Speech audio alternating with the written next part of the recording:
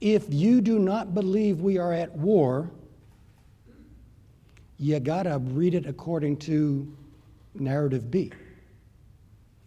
Only if you believe we're at war do you understand that what the SEALs did is a perfectly legitimate action. And it was, and it is.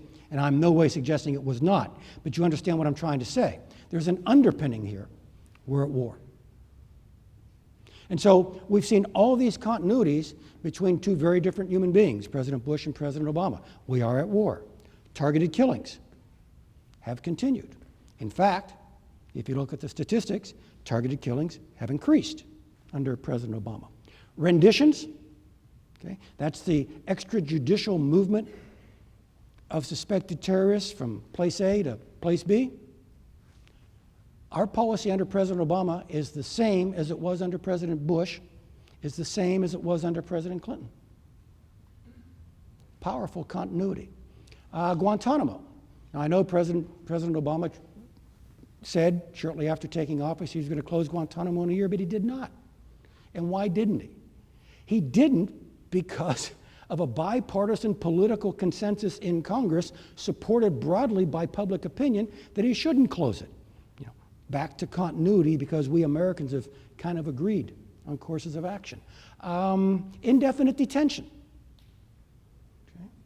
Eric Holder wanted to try Khalid Sheikh Mohammed, the architect of 9/11 in New York. That didn't work out. All right? He's being tried by a military commission, which I'll get to in a minute, in Guantanamo. But when Attorney General Holder was asked, what if Khalid Sheikh Mohammed is acquitted in the Article 3 court in New York? And the Attorney General said, oh, we'll continue to hold him anyway as an enemy combatant. Indefinite detention, the same as his predecessor. Military commissions, as I said, the same as his predecessor. I mean, there's powerful continuity here. State secrets. The Bush administration was criticized for invoking the state secrets argument when many of the things I've just described for you have been contested in the American court system. And the Bush administration, in my eyes, rightly, said we can't argue about that in court because it will reveal things that are still protecting Americans. And despite a campaign that was based upon a very powerful promise of transparency, President Obama, and again, in my view, quite correctly, has used the state secrets argument in a variety of courts as much as President Bush. Now, I am personally grateful for President Obama using the state secrets arguments to stop some of these court proceedings, because I am personally named in some of these courts.